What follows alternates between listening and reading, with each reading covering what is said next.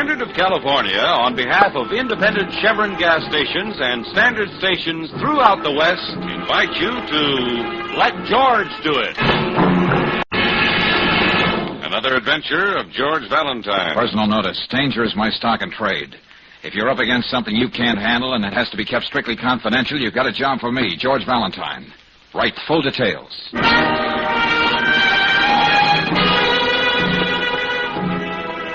Dear Mr. Valentine, the day after tomorrow, a boy 16 is getting out of a work camp after a year.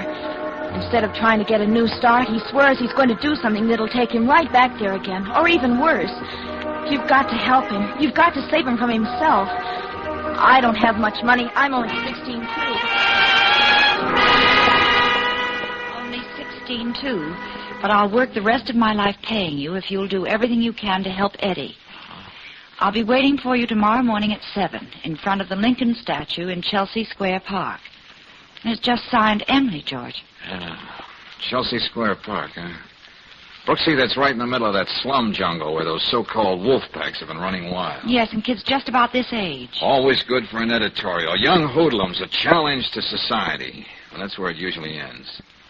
Brooksy, looks like we're going to be on the job early tomorrow morning.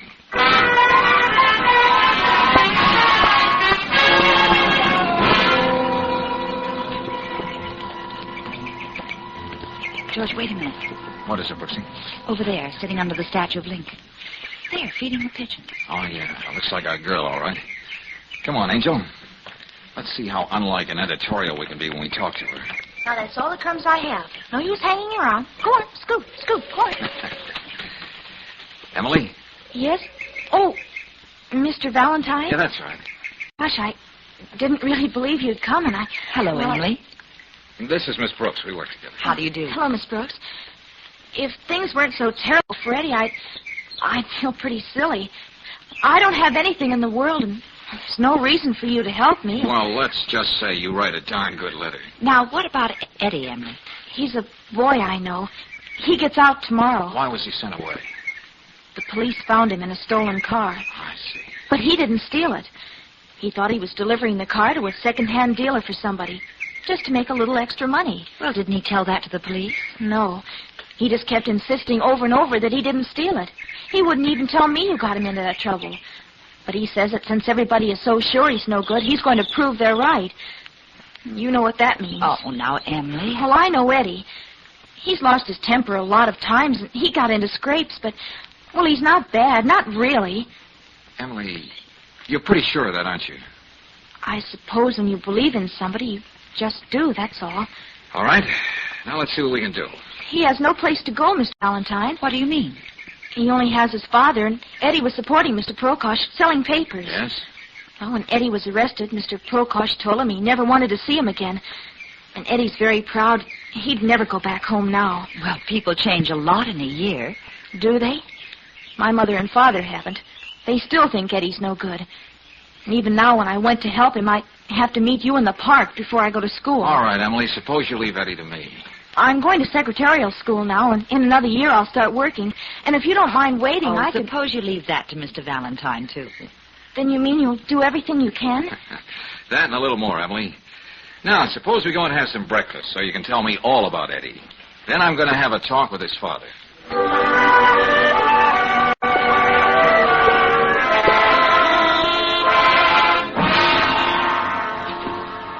I don't care who you are. I want to hear nothing about my son. I got no son. Now get out of my house. Now, just take it easy, Mr. Prokosh. Look at me, mister. You see this crippled leg? I got that making honest living. Honest living. I know. That's dreadful, Mr. Prokosh. But there's still Eddie to think about. I get few pennies from the company every month. I even bite my tongue and take charity from the Morrissey Association. But better I should hate myself than take one dirty penny my son steals. I don't need it. But maybe your son needs you. I told you, lady, I got no son. Okay, let's just call him another boy, age 16, a boy in trouble and headed for more. But not everybody's sold off in the way you are, his own father. You know, Mr. Prokosh, you can worry so much about being right that you can be wrong. Right? Such fancy talk I don't understand. Hey, Prokosh, I want... Oh. So you got company, huh? What you want in my house? Tell these characters a blow. There's something I want you to tell me. Just who is this imitation Bogart? His name is Dan Lucas. He's the worst hoodlum of them all. Look, Pop, Eddie's time's about up. When's he getting out? I gotta know. I tell you nothing. You heard me. I gotta know. And you're gonna tell me. You what? Let go, man. Flashy tie you're wearing. You don't knot it half tight enough, so I'm gonna help you. It's not good manners for a tough guy like you to be pushing helpless people around. You see what I mean, Stanley? George, look out! See the kind knife he carries? Yeah. Not the kind you peel potatoes with. Why, I ought to... George, let go of him. I just got one thing to say to you, mister. Stay out of this neighborhood after dark if you want to live. Which way do you want to go downstairs, on your head or on your feet? I ain't through with you. You need a Prokosh. Beat it. Take that collapsible stiletto with you. Let's hope the cops find it on you. Still have nothing to say to us about Eddie, Mr. Prokosh? Nothing. You see the kind friends he has? I would rather die We than... know. All right, let's go, Brooksy. There's one more place I'd like to stop before we meet Eddie tomorrow.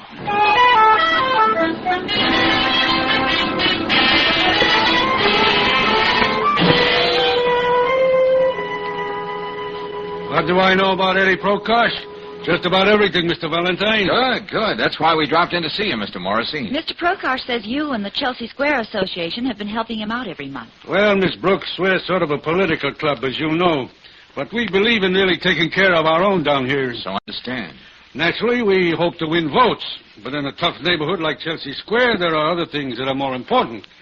Giving out turkeys come Thanksgiving and arranging a boat ride in the summer just aren't enough. Oh, we do much more than that. We cooperate with the police. Even get to the judge when one of our boys gets into trouble. We've been talking about putting up a playground, too. Well, I could get the bare facts of what happened at juvenile court. But I thought a man like you, whose business it is to know what's going on, could tell us more than that. We understand Eddie didn't even try to defend himself on that stolen car charge. Yeah, I know. But I'm afraid there was very little he could say. He was caught red-handed. Very unfortunate case. But I'm afraid not at all unusual. Say, tell me, Morrissey, why would a young hooligan like Stan Lucas be interested in knowing when Eddie gets out from the work camp? Lucas?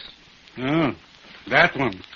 There's really a neighborhood problem. I can imagine. Stan's almost a man now.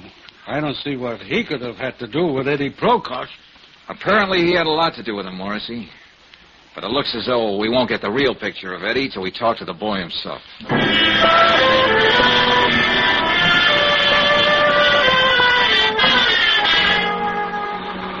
Hey, how about a lift, mister, huh? Hey, you going into town? How about a... Why knock yourself out, kid? I'm going back to town. I'll give you a lift. What? Oh, I didn't see you parked under that tree. Hop in, Eddie. Okay, thanks. What? How did you know my name? I've been waiting for you, kid. But we'll go into all that later.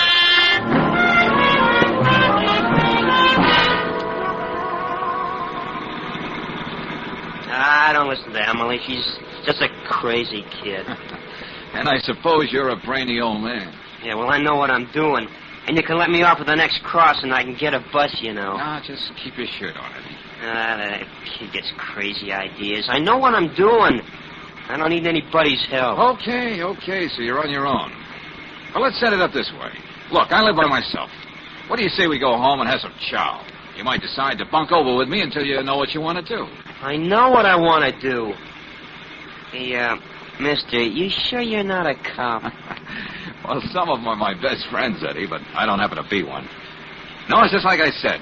I had a little talk with Emily while she was feeding the pigeons in the park. You mean Emily still sits by that statue and... Well, okay, I guess there's no reason why I shouldn't eat your food. Thanks, Eddie.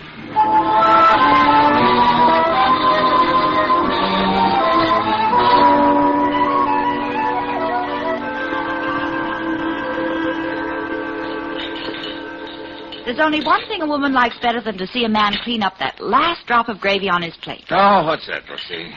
two men doing the same thing. Yeah, I sure packed away a lot, didn't I? That's why I was here, Eddie. Go on, rave some more about my cooking to Mr. Valentine. It may help.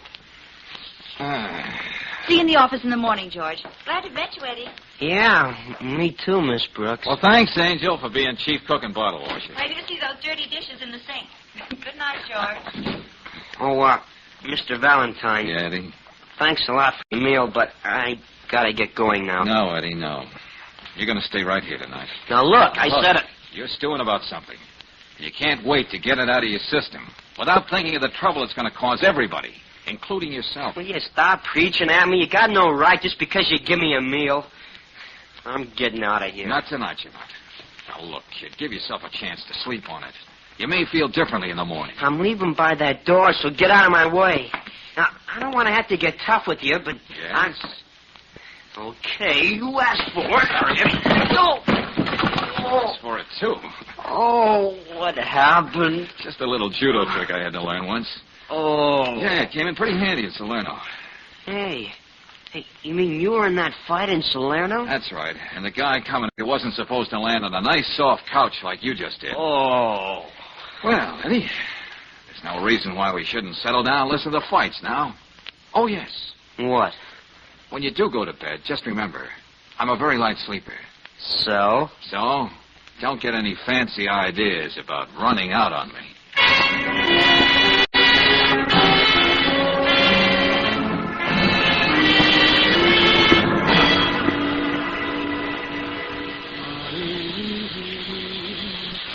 Okay, Eddie, time to get up.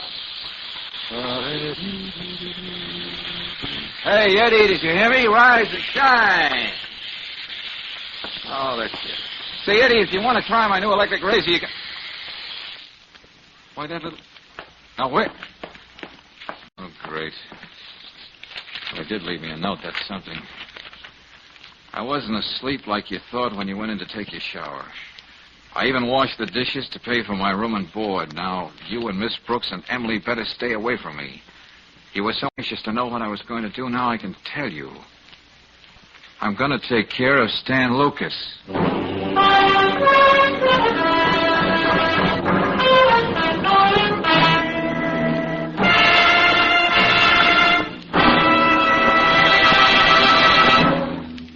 We'll return to tonight's adventure of George Valentine in just a moment. Meanwhile, a word about wear and tear. Most motorists believe, and quite naturally, that automobile engines wear out faster when they're running. But that's not true. Your car faces its biggest danger when it's standing cold, for that's when rust caused by condensed moisture inside cylinders starts to work. And that's where RPM motor oil can help you avoid a repair bill. RPM's special compounds keep a rust-proof oil film on all engine parts all the time. Whether your car's running hot or standing cold, RPM clings stubbornly to vital wear points. And consequently, rust never has a chance to get started in your car. No wonder it's the 2-to-1 choice of Western motorists. Next time you need oil, ask for rust-fighting RPM motor oil at any standard station or independent Chevron gas station. While you're there, ask for a free copy of Batter Up. It's a wonderful handbook on baseball, a gift to you from independent Chevron gas stations and standard stations where they say and mean, we'll take better care of your car.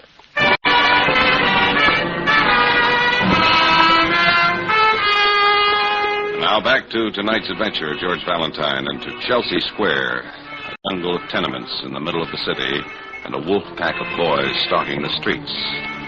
That's the background for George's present job, the specific challenge to keep 16-year-old Eddie Prokosh from committing a serious crime as he promised. Good morning, George. Hey, you only shaved on one side of your face this morning. Okay, so that's the side you can kiss me on. But look, we're in trouble, Angel.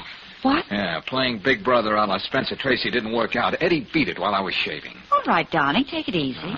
He left this little note. He's out on the prowl. To quote, he's going after Stan Lucas. Oh, no. Yeah. I've got to stop him somehow, Brooksy. If I only knew where to find him down there in that Chelsea district. What pool hall, what dark alley, what hallway. And Stan with that knife. What can we do, George? Well, I'm going to have another talk with Eddie's father. Look, you find Emily. But where? Well, she gave us the name of the secretarial school. Call her. Get her to meet you in the park.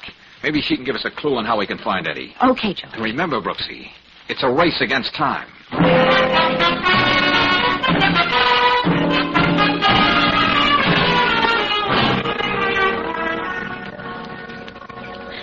But Eddie can't do that. He mustn't. Emily, stop crying.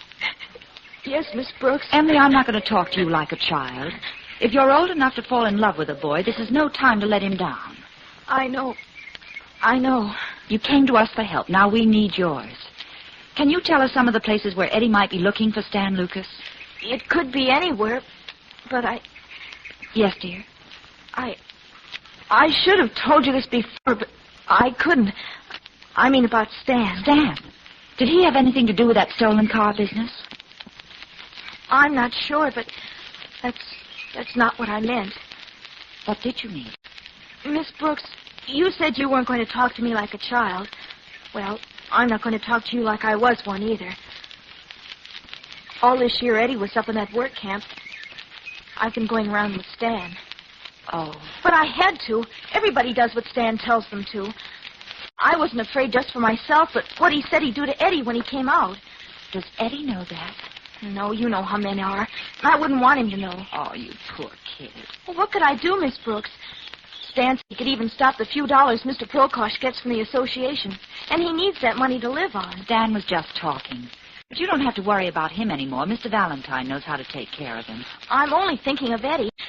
If I could only talk to him, I've got to find him. Wait, Emily, I'll go with you. We'll both look for him.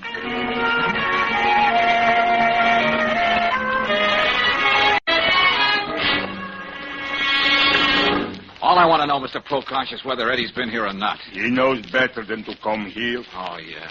And I suppose that makes you a great father. Hey, look, Eddie's wandering around. A few words well chosen might save his whole life. And all he gets is a door slammed in his face. I got nothing more to say, Mr. Valentine. Well, I have one more thing to say. Your son's out to kill somebody. Kill. That's the kind of thing you get the big rap for, even a kid of 16. My Eddie, he would not... First a thief, then a murderer. Okay, Prokosh, I can't waste any more time on you. A 16-year-old girl had more faith in your son than you have. And I've got to keep faith with her. That stubborn old... Remember me, big shot? Well, at least I didn't have to look for you, Stan. No, you didn't. Because I was looking for you. Jump, boys, jump. Hold against that wall. Okay, Stan. Hold on. Twist his arms back, Slim. No! I want to do this right. Hey! No! Oh! I owe this mug something. Imitation Bogart. Oh. You had something to say about my knife, didn't you? No. How do you like it? Oh. You'd have carved my initials all over that face of yours. Hey, don't do it, Stan. No, I won't do it. It's really going to be a pleasure to work him over so even his own mother wouldn't recognize him.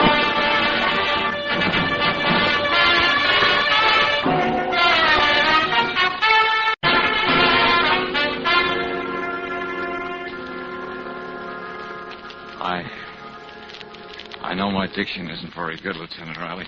Valentine, what's the matter with you? Where are you? Just about got to the hall phone. Look, you got to do me a favor. Yeah, sure. But what's wrong with you? I thought I could keep the police out of a boy's life, but it's way over my head now. I need your help, Lieutenant. Okay, shoot. Look, pick up 2 boys down in Chelsea Square fast. Eddie Prokosh, about 5'8", freckles on his nose, wears a leather jacket. And Stan Lucas, get it? Stan Lucas, yeah? He's a dirty, vicious little... Oh. Valentine, you stay where you are. Don't worry, Lieutenant. I can't help myself.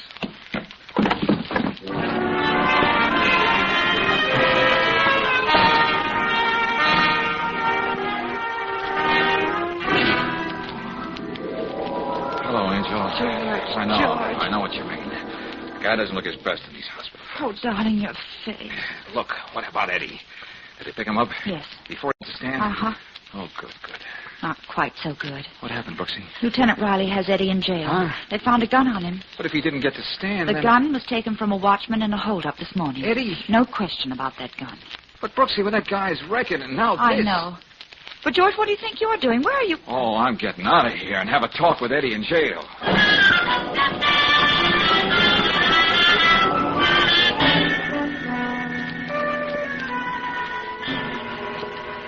Eddie, you gotta talk. What about you and that watchman? What difference does it make what I say? Nobody will believe me. Come on, Eddie, come on. Oh, I bought that gun from Swenson, the pawnbroker, just a couple hours ago. What? Yeah, I was going to use it on Stan. Well, did Lieutenant Riley check with the pawnbroker to see if your story was right? Yeah, sure, but Swenson told him he hadn't seen me since I was sent away. Huh? Shouldn't be any surprise to me. I should be used to getting framed. Now, look, you told me the truth, huh, Eddie? I tell you, I was nowhere near that factory this morning. I was out looking for Stan. And it was Stan who framed you on that hot car deal. That's right. Well, why didn't you say so when you were arrested? Well, what proof did I have? He would have lied his way out of it. And he wanted to get rid of me so he could have Emily for himself. Yeah, I know all about her going on with him while I was away. One of the kids up at camp told me. Now, wait a minute, Eddie. You got Emily all wrong. Yeah, You know why Emily was going out with Stan? She explained all that to Miss Brooks. I'm not interested. She was afraid of what Stan would do to you when you got out. And he said he could stop the allowance your father was getting every month. What? What's that? You heard me, Eddie. If Emily were giving you a runaround, she wouldn't come to me to keep you from making a darn fool of yourself. Yeah, but... Oh, nobody does anything for anybody unless there's a payoff in it somewhere. Nobody gives a good hoot about me anyway. Look at me, tough guy. My face, I mean. Stan and the gang did give you a good going over, didn't they? Oh, yeah. Very artistic job. You think I'd look like this if I didn't give a good hoot about you? Well, and I suppose the payoff in this for me is going to be $1 million. I'm sorry, Mr. Valentine. Okay, Eddie, we understand each other. Now, I'll show you how much I believe in you. Here, take this. A knife? Yeah, that's right. Wolfpack style. A la Lucas. I don't get it. I'm going to talk to Lieutenant Riley. And you're going to have a chance to talk to Stan alone in his cell when they bring him in. You mean you're going to let me loose with him? With this? That's right, Eddie.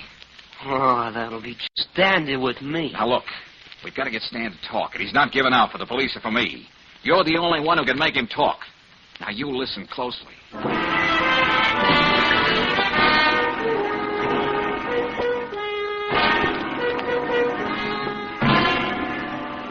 All right, I don't mind playing ball with you, Valentine. I'm all for helping the kid. Thanks, Lieutenant. But you realize the spot I'm putting myself in, letting Eddie have a knife when he talks to Stan? We'll be right next to the cell door. All right, then, Mr. Morrison. We're waiting for you. Thank you. Well, it's good to see you, Morrissey. How are you, Lieutenant? Miss Brooks? Hello, Mr. Morrison. I see they're keeping you stepping down there at Chelsea Square. I'm afraid so, but we do our best. Well, Valentine thought you ought to be in on this Prokosh case. Eddie's one of your boys, you know. I know. Yeah, we're going to hear Eddie's side of the story. And if it sounds convincing, we know you'd want to help. I'm glad you thought of me. Okay, let's get going. Sergeant, bring the Prokosh boy to cell 9. We'll be right there.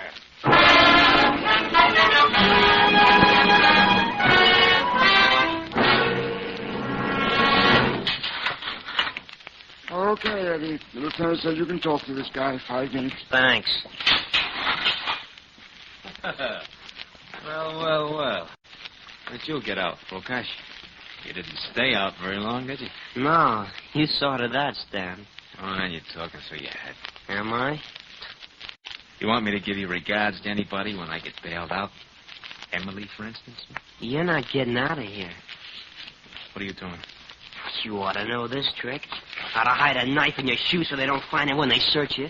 Hey, Eddie, put that thing away. I've been waiting to catch up with you, Stan. Look, stay away from me. You framed me running those stolen cars. Well, now you're going to pay for it. Look, kid, take it easy, will you? Didn't you? Look, I didn't mean to frame you, Eddie. It was all a mistake. Help! Somebody help! He's going to... Stop! Help! I was looking around for a gun, and sooner or later I'd wind up at Swenson's, so you planted that hot gun there. Yeah, that's right. But look, kid, help get this guy out of here. You hear me? Get him out of here. Well, get him out of here, all right. He was trying to murder me. Hey, what are you doing here? You got a good memory for faces, Stan, especially ones you've been working on. Gosh, Mr. Valentine, it worked. Well, you heard him, didn't you? Yes, Eddie, we heard everything. Look what's going on here. You got no... Shut up. Mr. Morrissey, get me out of here. I didn't do nothing. Well, the less you say, the better, Stan. Look, you can't let him railroad me like that. I'll do everything I can, same as I would for everyone else from our district. I guess you're going to stay put, Lucas. And the rest of your gang will be sent to a place where they can learn to do something useful with their lives. Come on, everybody. Wait a minute, Lieutenant. Huh?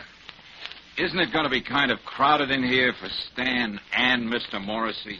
What are you talking about, What Valentine? do you mean, George? That was some nice double talk between you and Stan a second ago. The less he says, the better. The better for you meant, didn't you, Morrissey? Look, Lieutenant, and you, Stan, you said, you can't let them railroad me or I'll... Well, or you'd give away the whole works, wouldn't you? Morrissey was the real guy behind the stolen car racket and a lot of other rackets down in Chelsea Square. Morrissey, you were using Stan to bully the other kids into line. That's why Stan boasted he could cut off the little money Mr. Prokosh was getting from the association. Well, you don't seem to have much to say, Morrissey. Everybody knows my reputation. Oh, yeah, the big power of the neighborhood. Big enough to make Swenson, the pawnbroker, perjure himself so he could be rid of Eddie. I think you can get Swenson to talk now, Lieutenant. I told you he sold me that gun. You got this all wrong, Valentine. This Lucas boy here has caused all kinds of trouble.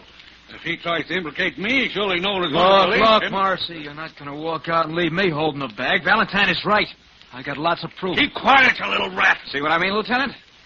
On second thought, it wouldn't be safe to leave them both in the same cell.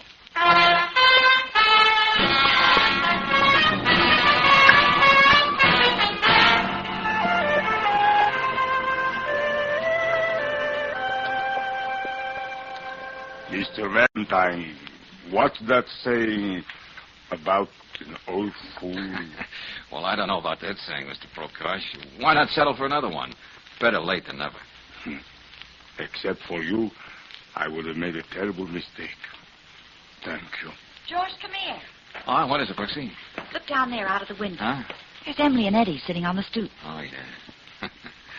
Offhand, I'd call that romance, ain't you? And offhand, I remember a saying, too. Hmm? Speak for yourself, John, if you know what I mean.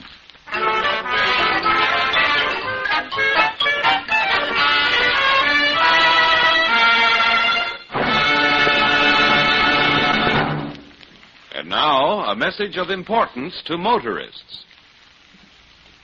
The merry month of May means a merry vacation for a lot of folks. And if you're one of them, here's the way to start out safe as well as happy. Just make sure your car gets a vacation check at a standard station or an independent Chevron gas station. Do this a day or two before you start out. When the men at these service stations inspect your tires, battery, crankcase oil, spark plugs, all the vital parts, they give your car the same thoroughgoing care they'd give their own. While you're getting this important vacation check, get a new keyless gas cap, too. It has a simple combination lock, no key to lose.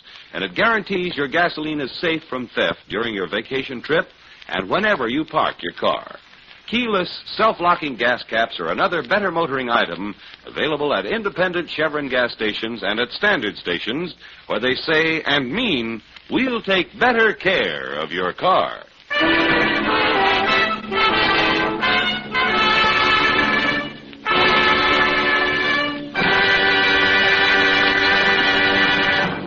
Next week, when you tune our way for another adventure of George Valentine, you'll hear... Oh, hello, Angel. Oh, darling, I thought you'd never open your eyes. Oh, why doesn't somebody turn that radiator off? It's hissy. We're back in the manlock at the tunnel, George. Oh, what happened? Well, you were down here this morning, and you must have come up too quickly, and you got the bend. Oh, yeah, I remember now. Then coming up, and then everything went blank. There was another accident in the tunnel. What? Oh, hey, I'm beginning to remember a few things now. And I'm pretty sure I know what causes these accidents. Brooksy, quick, help me over to that phone.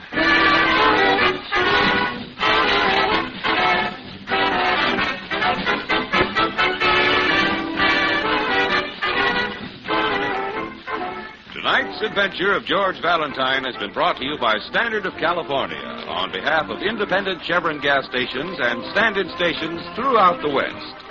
Let George Do It stars Robert Bailey as George with Frances Robinson as Claire. Wally Mayer appears as Lieutenant Riley. Tonight's story was written by David Victor and Herbert Little, Jr. and directed by Don Clark. Also heard in the cast were Mary Lou Harrington as Emily, Jane Mello as Dr. Prokosh, Tommy Cook as Eddie, Tony Barrett as Stan, and Herbert Butterfield as Morrissey. The music is composed and conducted by Eddie Dunstetter. Your announcer, John Heaston. Listen again next week, same time, same station, to Let George Do It.